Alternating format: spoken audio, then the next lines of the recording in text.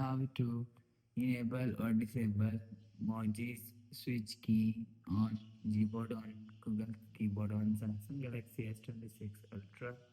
Let's start the video. First of all, go to App Library. Here, click on Settings app.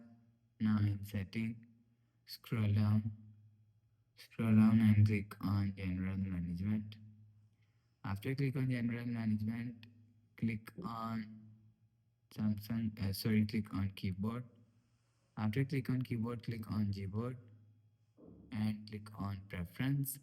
After click on Preference, you will see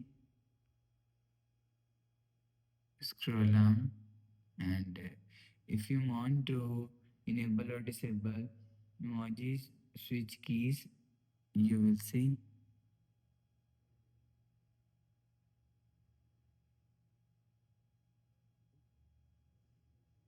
emojis keys is here. If you want to enable emojis keys, so turn on this button. After turn on this button, you will see emoji key is enabled. If you want to disable emojis keys, so turn off this button. After turn off this button, you will see emoji key is enable and disable.